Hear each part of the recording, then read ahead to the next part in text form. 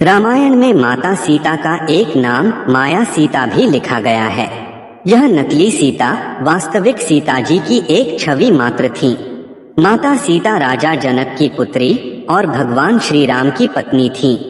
रामायण में जब रावण माता सीता का हरण करके उन्हें लंका ले जाता है, तब सीता जी को माया सीता के नाम से संबोधित किया गया है।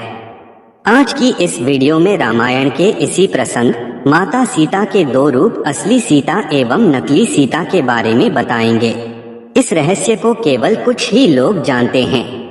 लंबे समय तक रावण की कैद में रहने के बाद जब माता सीता वापस आईं, तो उन्हें अग्नि परीक्षा देनी पड़ी थी। लक्ष्मण जी को अग्नि परीक्षा के बारे में पता चला तो वह बहुत दुखी हुए और श्री राम से विनती करने पहुँचे। लक्ष्मण ने कहा, माता सीता पहले ही बहुत कष्ट भोग चुकी हैं, अब उन्हें अग्नि परीक्षा जैसे कष्ट ना दिए जाएं।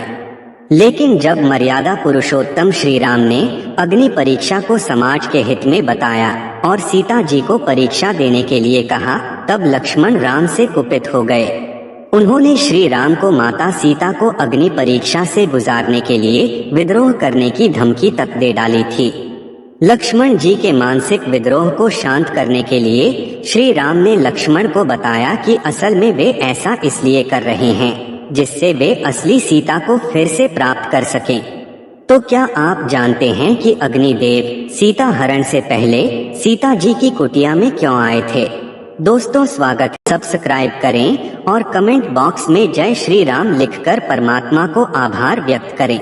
दोस्तों, पद्म पुराण के अनुसार रामायण में एक नहीं बल्कि दो सीता का उल्लेख मिलता है।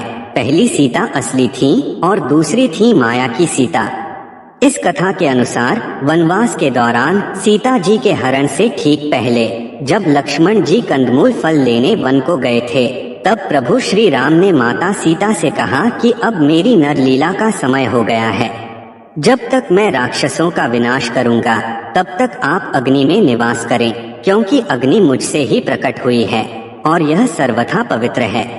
ऐसा कहकर श्री राम ने माता सीता को उचित समय आने पर अग्नि में निवास करने का आग्रह किया।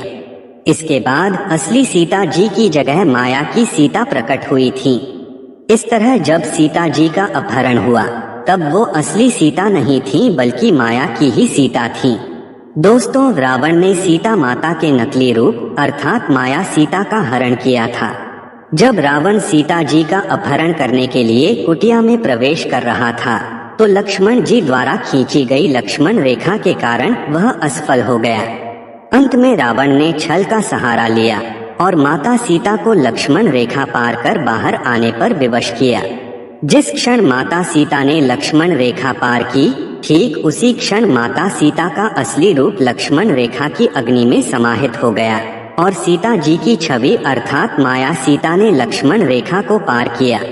वहां पर मां सीता के स्थान पर माया द्वारा उनके प्रतिबिंब को स्थापित किया गया था। जब राम रावण युद्ध समाप्त हो गया और राक्षसों का विनाश हो गया, तब भगवान श्री राम ने माता सीता को अग्नि परीक्षा के लिए कहा। ऐसा करने के दो कारण थे। एक तो सीता जी की सामाजिक प्रतिष्ठा और गरिमा को बनाए रखते हुए समाज के लिए उदाहरण प्रस्तुत करना, और दूसरा माया सीता को अग्नि कुंड में भस्म कर असली सीता जी को अग्नि से वापस लाना। माया की सीता के अग्नि में समाते ही असली माता सीता अग्नि से बाहर आ गईं और इस अग्नि परीक्षा का उद्देश्य सफल हुआ। रावण ने असल में सीता माता का नहीं बल्कि उनके प्रतिबिंब का हरण किया। इसका संकेत इस बात से भी मिलता है कि जब रावण ने बलपूर्वक सीता जी को पकड़कर रथ में बिठाया, तो सीता जी के पतिव्रत धर्म के मुताबिक रावण को जलकर भस्म हो जाना चाहिए था, क्योंकि सीता जी जो स्वयं मां लक्ष्मी का स्वरूप हैं, उनको ब्रह्मांड की कोई भी शक्ति बलपूर्वक छू भी नहीं सकती। लेकिन ऐसा नहीं हुआ, क्योंकि रावण द्वारा हरी गई सीता असल सीता नहीं बल्कि उनका प्रतिबिंब ही थी। इस प्रसंग और रामायण के विषय में आप क्या सोचते हैं? कमेंट बॉक्स में जरूर बताएं। हिंदू धर्म एवं गरुड़ पुराण से जुड़ी और वीडियो देखने के लिए डिस्क्रिप्शन में दिए गए अन्य वीडियोस को देख सकते हैं। दोस्तों, आशा करते हैं कि आपको हमारी यह कोशिश पसंद आई होगी।